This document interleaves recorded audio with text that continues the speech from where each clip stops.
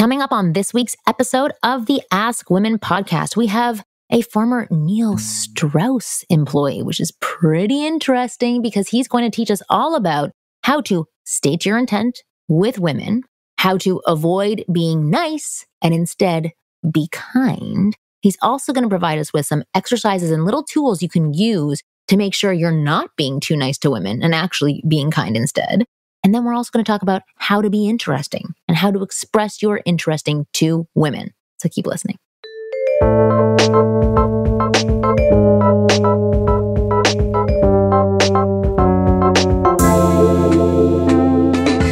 Hi, welcome to another episode of the Ask Women podcast. I'm Kristen Carney, one of your hosts here with Marnie Kinross. And we have a dating coach joining us today who's worked with people like Neil Strauss, which, by the way, earlier, quickly, I saw Neil Strauss. I was like, oh my God, Neil's doing the show today? Not that I'm disappointed that it's you, Pablo, but I did for a second go, oh my God, Neil Strauss doing the show? But we have Pablo Rosario on, who's going to help us be the most interesting guy in the room. Welcome, Pablo. Well, give us a bit of background first. So, I mean, this is 2019. I don't know if Neil Strauss is still a big name for a lot of people, but I'm guessing many people who listen to this show, that's how they got into a lot of this. He was like the first big book that came out there in the self-help space for men, good or bad, however you want to view it. He was the first person. I mean, he's doing wonderful things now, but can you give a little bit of background? Like, tell me about you working for Neil. And then the other question is, have I met you before? Did we work together when I worked with Neil? I don't think we did. I'm pretty sure we did it. Yeah. Okay. But really quickly, before I jump into that, I've been saving this all week, and I want to extend my biggest thank you to you two. Because I'm having a little bit of a fanboy moment right now because I've listened to you guys for the past 6 years. And no, you have not. I have. And so we should have yelled at you before. Not be so polite. Stop wasting your time. But I knew what to expect. So I'm ready. I'm ready, prepared. And it's because of you guys is a reason why my issue with being a nice guy is no more. Oh, then fuck Neil Strauss. He doesn't know what he's talking about. Who gives a shit? That was a piece that I've been running away from forever. And then I'm listening to you guys. And then I hear you guys talking about it. I'm thinking, this makes sense. Oh my God. I'm never doing that again. This is going to go on the front page of my website, exactly what you just said. No. That's awesome to hear. That makes me feel really good. I don't know how it makes Christian feel, but if it made you not nice, then I did my job. Yeah, there you go. We're turning you into an asshole. I'm very proud of that. Another one over to the dark side where all the fun is. Well, actually, tell us a little bit more about that, because that's interesting that you were working with Neil for so long and that what we've been saying has had an impact. And I'd love to hear more about that. Wait, were we after Neil or before Neil? You guys were after Neil. Okay, that's like, yeah. Oh, interesting. Very interesting. Yeah. And so my journey, it started off like a lot of guys with a heartbreak. At one point, my heartbreak just happened to be when I was 10 years old. 10? Come on. Yeah. I had a girlfriend at the time. I know it's crazy to have a girlfriend that young, but I remember like it's yesterday. Her friend comes up to me and says, Pablo, she's going to go out with so-and-so for 2 weeks. And if she doesn't like him, she'll come back with you. That happened to me when I was 10 too. Paul Martin. No way. He did the same thing to me. He gave me a bracelet and then he came back and took it to give to this other girl, Danielle, and was like, I'm sorry, I'm going to date her for a little bit. I was like, what? We were in love. Right? Yes. Everything was great. I felt like a consolation prize. Yeah. After that day, I said, no more. I said, never again. And then it was really young. And you're like, no, this is never going to happen again. I mean, that's good. You got a head start. Okay, good. Yeah, so I got into it, started learning things. And then I came across Neil's book and it solved a lot of answers. No. I came across it, I think, when I was in college, I believe. Okay. How old are you now? I'm 32. Oh, whoa. Okay. So 10. Okay. So I was thinking maybe you were like 20. So this was 10 years ago. I was thinking he was 17. I was like, oh my God. Or 12. Right. Oh my God. Okay. Interesting. So in college, started reading the game. Yeah, I started reading the game and I saw a lot of value in it. It cracked the mystery of how to get girls to like you. I think that's something that a lot of guys struggle with. And then what started happening, he actually had a mastermind group that I decided to join. And during that time, I was also really into Tinder when it first came out. Mm-hmm. At the time, I had this job where I was an inside sales agent and I was selling satellite cable. So my job for 10 hours was to try to convince people to get an HD DVR when they didn't need it. Yeah. And so I just spent all day getting better at Tinder. And then I shared that information with the other people in the mastermind. Neil heard about it and he offered me a position to come out and work for him in LA. Wonderful. Wait, so what did you learn from trying to, sell something people don't need? And side note, I have an HD receiver and now I'm pissed about that, but that's a separate issue. Okay. So what did you learn in that time period? Man, so during that time period, I learned the art of conversation. Okay. They gave us a script to read, which was nice. However, though, I like having more of a personable approach. And so I deviated and I would have fun. I would have conversations. It's funny. There was this one lady talked to me about vampire sex, but I still got the sale, so I went along with it. So right. you learn how to adapt to different people. You learn, and more importantly, actually, you learn how to gauge people's emotions right off the bat, which served me really well. Can you tell us more about that? So I want to dive into that a little bit more. How do you gauge people's emotions right off the bat? Yeah, sure. And so it's something that's developed over time. Now I can explain the certain cues that I've heard that I see over time. Because this also applies to dating, when people just go up and talk to people, they kind of do it blindly without first assessing the situation. Okay. And I think we've all heard of the 3-second rule, which does have its value. And at the same time, though, it does pay just to assess it before you go in. And so a couple things to take a look at is, first, zoom out. A lot of times it's just you see the person and that's all you see, but zoom out and see the context that they're in, who they're talking to, the facial expression, their body language, how they're moving, maybe the speed in which they're moving. Typically people that move faster tend to be more excited and people that move real slow are more calm. And over the phone, the minute I heard someone's voice and talking, I saw whether or not they were matching my upbeat tone or not. And if that was the case, then I matched them where they were at.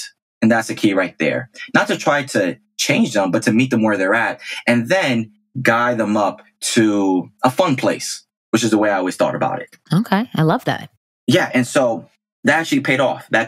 And, with working with Neil, I learned a lot. He's gone into evolution himself, where it's more about becoming a better person and really more about working from the inside out, which I found a lot of value in. And in learning that, the one thing that wasn't answered was how to stop being a nice guy. Because the thing is that being a nice guy was an identity thing. And for me, it was black and white. Either I was a nice guy or I was a jerk.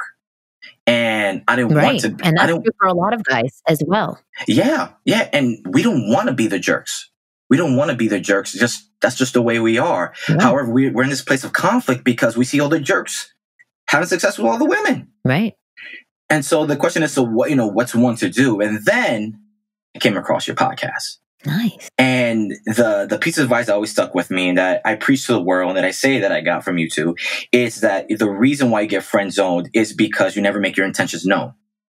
And also in being a nice guy and hoping that she likes you, in a way, it's almost manipulative in a sense. Absolutely. Because you're not making your intentions known. You are doing something not out of the goodness of your heart, but you're doing it to get a certain reaction, to make a person feel a certain way. Mm-hmm. And that blew my mind. And also, I realized that it was okay to make my intentions known, to say, I like you, to make my romantic interests apparent. And then once I learned that was the final piece. And the funny thing, actually, here's the thing that I don't know if you guys talked about or guys realize, that even afterwards, let's say I did make my romantic interest known and perhaps she wasn't in the right place. Maybe she had a boyfriend. Maybe it wasn't the right time. We still became good friends after. Mm-hmm. I feel like there's a fear for guys, especially for nice guys, that if they make their intentions known and then it goes badly, then you're done. Right. You have no shot with her. When in actuality, because you did it in a respectful way, because you were honest, because you owned it and you were bold about it, it actually gets you respect. Mm-hmm. And respect, I found, is one of the top things you can gain from a woman. It's her respect. Oh my God, because yes, we disrespect everybody. So yes. Yeah. If we get our respect, yeah, it's gold. Yeah. Yeah, and rightfully so. You know what, too? I don't blame you. I don't blame you, because with all the guys that constantly approach women all the time, the way I see it is, I don't see it as women giving guys a hard time. I see it as them searching for a worthy sparring partner. Yeah. And so if you can't rise up to the challenge, then in my mind, you don't deserve her. And that's because, but it's more not because you as a person, but because you haven't done the work yourself, rather. Yeah. To be able to withstand all the banter, to withstand all the all the back and forth. Yeah. Because it's a game that you have to be fit for. Yeah. And the thing is that some people are not even into the heavy banter. It's just about having that strength within you to not be so heavily affected by what comes your way. And then for you to make the choice of, I'm not into this, or I am into this and I want to keep pursuing it. And if I am pursuing it, I'm going to tell you why and what it is that I want. And so whether or not it's like, two witty comedians who are bantering for 3 hours and then end up in bed together, or just some woman who's kind of shy and nice, the same principles apply at the core, which is what you were talking about. Be open and honest with your intentions, and then you have the best chance of receiving back what it is that you want. And either you get that thing specifically, or you get respect so that you're a potential for later on down the road, or she can introduce you to all of her friends. There's like a whole bunch of possibilities that can happen afterwards. But covering it up and pretending to be nice is only going to get a conversation that gets cut off very quickly, lots of flaking, than just a girl who's not interested in you. 100%. And I actually want to share a concept that actually supplemented what I learned from you two. It's from a book that I read. His name is The Angry Therapist. I forget his actual name. I don't know. Have you guys know about I like that, though. You have? I've seen that. Yeah, he's really good. I can't remember his name. Yeah. Yeah, great guy, great stuff. I read his book, and he has one chapter in his book that he says, "Don't be nice, be kind." Mm-hmm. And so for all the nice guys out there that may feel like, oh no, it's not part of my identity to not be nice, so on and so forth. The difference is just what we talked about. When you're nice, you're doing it with the intention of manipulating, to get other people's validation and approval. But when you're kind, however, you're doing it out of the goodness of your heart because you want to, and you don't want anything in return. Yeah. And that's a very big distinction there. So you can still be, banter. You could be, a little cocky, a little funny, all that good stuff. But you can also be kind, which is completely different from being nice. So what's a way that people can check in with themselves, like in the moment, to decide whether or not their actions are nice or they're kind? So is there something that guys can ask themselves, or just what would be something to keep them on track and keep them in check? One of the easiest questions is, why do I want to do this? And that requires radical honesty with yourself. And the way to double check that answer, because, we'll lie to ourselves. We're great liars to ourselves. Yeah, everybody. And we'll say, yeah, we're the best to ourselves. And we'll say something like, oh no, because, she needs help and stuff like that. But then ask yourself this question. If it was any other woman, would you do it? And if the answer is no, then you're doing it to be nice. Or if it was an ugly woman. Right. Or if it's an ugly woman. Right, someone you're not attracted to, would you be doing this? That's a good question. Yeah. There you go. If it was someone you're not attracted to, would you still do it? If it was a man, would you still do it? And if the answer is no, then you're doing it to be nice. And if it's yes, you might be gay. Right. Yeah. Which is okay too. That's totally fine. Go for what you want. Okay, that's very interesting. So tell us about where you are now. So after working with Neil Strauss and listening to our podcast and just having your mind blown week after week, where are you now? What are you doing now? Who are you? And are you dating somebody? Are you not dating somebody? I want to hear about you at 32. What are you doing? Yes. So at 32, I'm definitely different than when I was 10. Yes, I would for hope sure. so. In many ways. But to some, if I could keep it short, I figured out how to date in real life and how to date like an adult. Wonderful. And what adult relationships are like. Okay, tell us. And what I mean by that is, so whenever I talk to people, I tell them I'm a dating and relationship coach. And they make the assumption that I go, how to pick up. And I say no, because that's only a small portion of the actual relationship. It takes a different skill to meet them, to actually date them, and to keep the relationship going. And a lot of my focus now is essentially how to create those relationships and how to keep the same fire going as when you guys did have that first date. And now I'm in a 2.5-year relationship, which is teaching me a lot of things like being vulnerable, especially as a man, communication, empathy, how to not take things personally. So I'm learning a lot of things there too. So right now, the point in my journey, like I said, is I'm learning how to date like an adult. One that's not driven by ego, one that's not driven from fear, one that's not worried about FOMO, like, oh, what if I'm missing out on this other girl? That's where I'm at right now. And I'm real happy with this. Great stuff. That's wonderful. Well, I want to hear, because you said that you have a formula for the epic date. I know you just talked about how, the place that you're at is learning about the back end of a relationship, which I think is essential and wonderful information. And we'll talk more about that on the second half of the show. But you had said to me before that you have a formula for an epic date. I wasn't sure if that was for an epic first date or if it was like just for dating in general, but I'd love to hear what your formula is. Yeah, no, this is something you could repeat over and over. And I've been doing it for 2.5 years and still counting. And because for me, I'm a little bit of a showman in almost everything that I do. And for me, the idea of just going on an average date irks me. For me, I want to be legendary. I want her to remember me. I want her to brag about the time that she had. I want to stand out from every other guy in her history and possibly any guy after me. And so when it comes to dating, I want it to be shown in that too.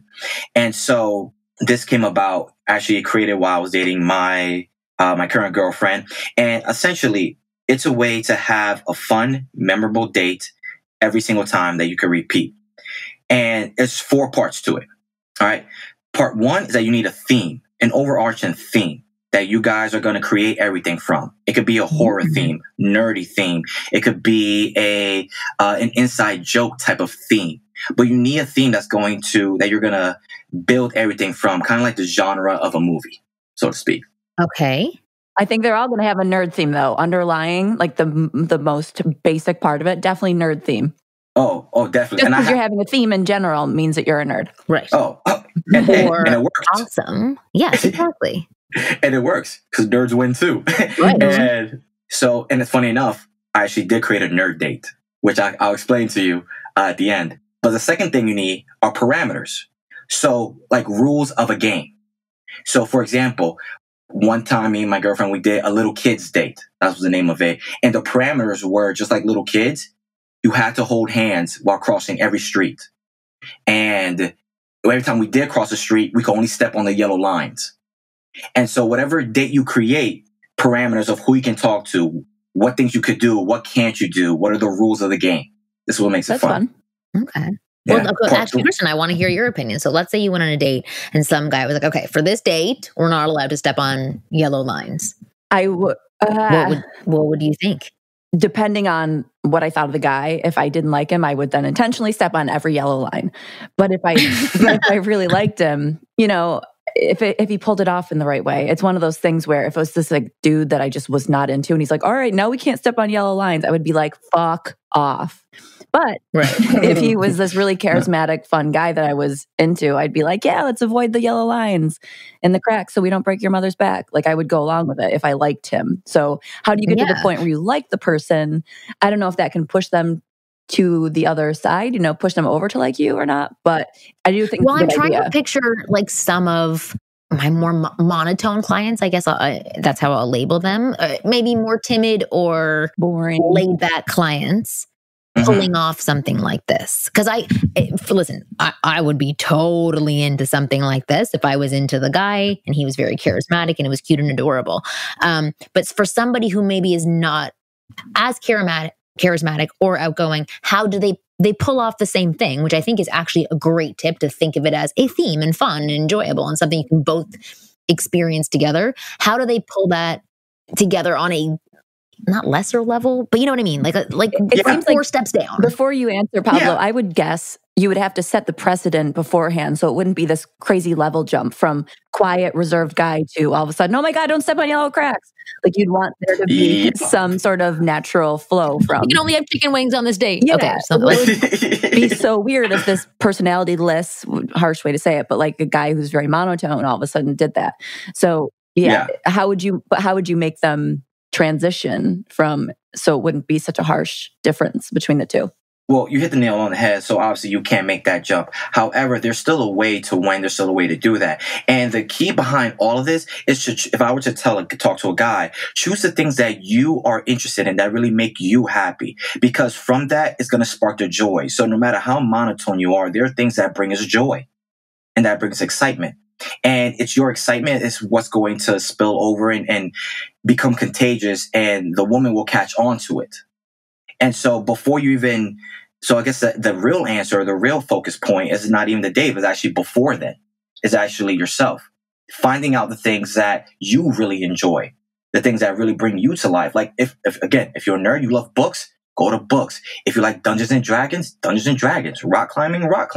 The things that bring you joy. And it's that joy was contagious. It's not even actually the date, it's the fun that comes from you. Yeah, for sure. And that's the part that people forget about in those the first few dates, that brings out that childlike, flirtatious side. A lot of people just go on a date and they exchange information, and there's a few laughs. Yeah, like, yeah, this was a great date, but it's not. And it's not because it's not a nice date.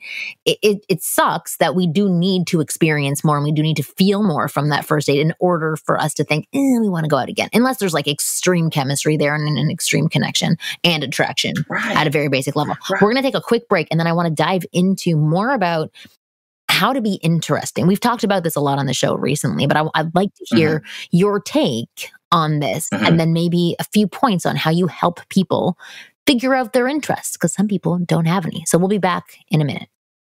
Hey you, this is Marnie, and thanks for listening to the Ask Women podcast. Hey, do me a favor. Take a quick moment to give us some feedback on our iTunes page. We'd really love to know what you think of us. And also, give us 5 stars, just because. All right, we're back with Pablo, and we're going to talk about how to be interesting.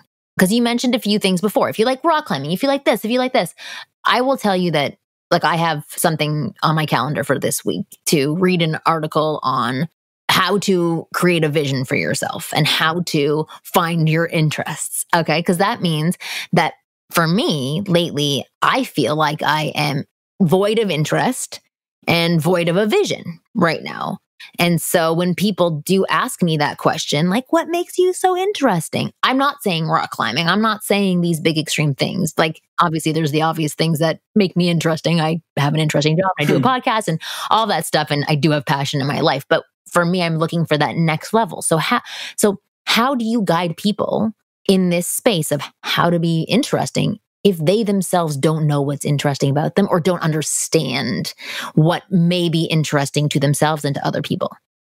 Beautiful question. So the first thing I would say is forget what everybody else told you what's interesting. I feel like everyone does know what they like and what they find interesting. They just cut that side of them off because they are afraid what other people might think. They take other people's opinion into consideration. Like, oh, this is not cool because women don't think it's cool, or my friends don't think it's cool, so on and so forth. So that's the first thing, just to make a decision outside of any outside opinion, outside influences. That's number one. Number two, it's a quote that I got from one of my great friends. His name is Lawrence Lanoff. He's a Tantra. Oh, you know Lawrence? Yeah.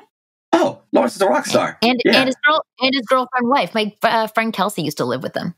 Oh, great. All right. Yeah. So Lawrence, fantastic guy. Love him to death. And I was having a conversation with him, and he told me this one great quote, which was, follow the butterflies. Remember when you were a little kid and you saw something so interesting that caught your attention in the moment, which like a butterfly, and you followed it wherever it took you. Yeah, and that's how I was murdered in the woods.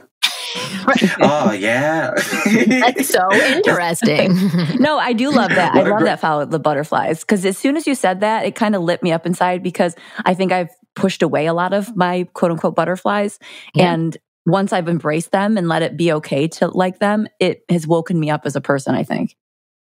Oh, that was very nice, Kristen. Yeah. And I'm thinking specifically musicals and Broadway. So no one judge. I love them so much. Me too. I'm seeing Frozen in a month and a half. Wow, we have a whole other world to talk about we now. Do.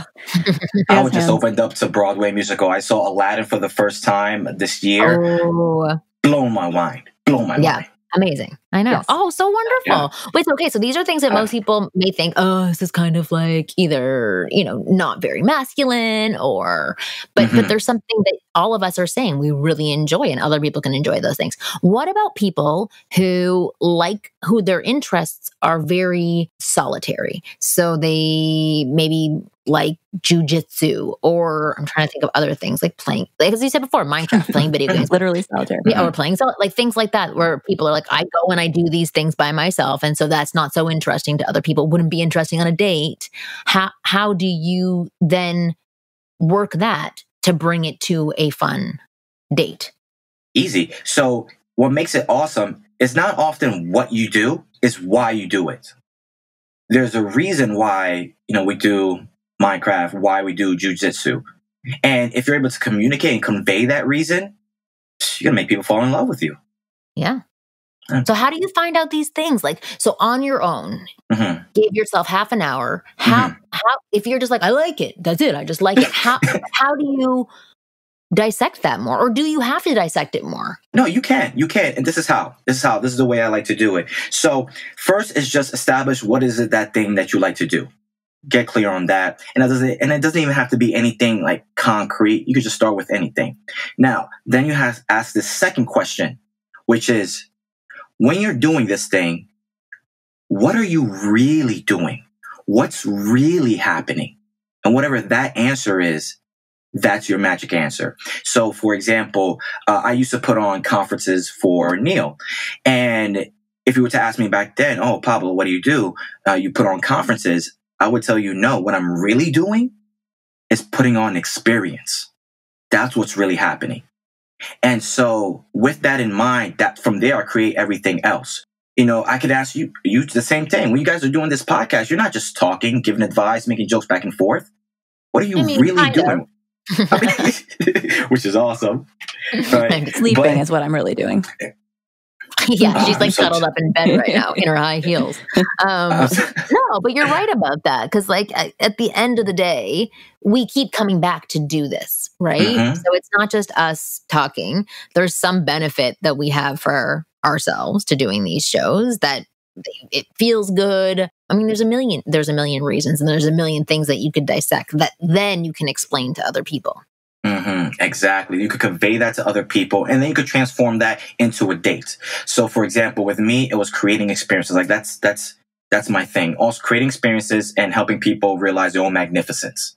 Like that's my thing. Well, you know what? Recently, I worked with this guy who Marnie sent my way, who wanted help with his profile, and I sent him my profile picture guide.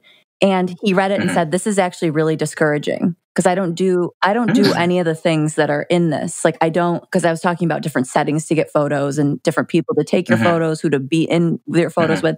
He's like, well, I don't do, I don't hike, I don't ski, and I said, and I realized he was more so looking at what he doesn't do than what he actually does do. And what in his mind, what he does do in his mind is so insignificant that it's not cool enough for a photo. And so one of the things he said was he does a podcast. He's like, but I can't take a picture of that. I was like, fuck yes, you can. That's like my entire life is a podcast. Yeah. So he was looking at everything that he did as mundane and not interesting, even though it would be interesting to someone else. So you have to remind yourself that you don't have to be this crazy adventurer to be interesting. Yeah. Not to interrupt, but oh my gosh, like if I had that guy in front of me, I would say create a podcast date where as you're going throughout your date, you have your phone and you're creating a podcast and you're podcasting the whole thing. Right. That'd be so much fun. You're sitting behind, like next to your date or across from your date with a microphone. That'd actually be really fun. Right. That's like a cool, unique little date. That's actually a really good idea. I actually just released a video on YouTube about your attraction buzzwords. And it's because I forget if I told this story already, but I was at the gym, like I always am, where I get my ideas. And I was talking to this girl who happens to go to my son's school. And we haven't really been able to form a friendship. And I've always sort of crossed paths, but I find her interesting. Oh, yeah. You talked about this, right? Where I did tell this. Yeah. Oh, yeah. But so I had said I had to leave the class early. And she said, why? And I said, because I have to go do my podcast. And she goes, what? Like, she was just like, oh my God, like that's so different for her because she doesn't do a podcast. She has like a 9-to-5 job. And doing a podcast is just like such an interesting thing that isn't in her own world that she suddenly her interest was piqued. So like exactly what you guys were just saying, all the things that we do that we're like, okay, we do this every single day, and it's not that big a deal. It's a big deal to somebody else. And what's more of a big deal is the way that we feel about that. And if we can express the way that we feel about it, exactly what you said, why we're doing it, that's the thing that becomes contagious and, lovable to other people. So I love everything you're saying. I'm actually going to wrap up the show now because my computer is about to die very shortly. Oh, no. My computer is draining very fast now. And now I need a plug for our next episode. But I'm sorry to end this short, but I think we got a lot of really good information in this episode. And Pablo, you are fantastic. So how can people get in touch with you? People can always visit my website, which is pablojrosario.com, or follow me on Instagram, which is pablo.j.rosario. Ooh, fancy. Yes, I know, very fancy. And Kristen, how can people get in touch with you? They can always hit me up at Kristen and Chill if they want to work on being fun and witty and banter, or fix up their profile so they actually get matches. And do that at kristenandchill.com. That just sounds so I'm quite the salesman for myself. I know. You are. I was listening to your ads that you have at the beginning of our show. They're very well written. You should start writing my ads for me. They are? Well, I was being sarcastic. Well, I went to school for advertising. Well, that's true. Yes. Interesting. Well, that's why when I was a kid, I wouldn't sell Girl Scout cookies because I'd go to the door and be like, well, I guess I have some Girl Scout cookies and I don't know if you're really into them. And if you're not, it's totally okay. But if you want them, here they are. And that's what I do with myself, but it's just a defense mechanism. So go to kristenandchill.com. No, I thought you did it really, really well. Awesome. And if anybody wants to work with me or get one of my programs, especially the banter program that Kristen did create, go to winggirlmethod.com. And you can find out all about me and my programs there. New episodes of the Ask Women podcast come out every Thursday at 5 p.m. Pacific, sometimes a little bit earlier, sometimes a little bit later. And they're also released on YouTube the following day, youtube.com/Marnie Kinrys. You guys are awesome and wonderful. And Pablo, thank you for being a listener for a very long time. And thank everybody else for being a listener for a very long time. We'll see you next week.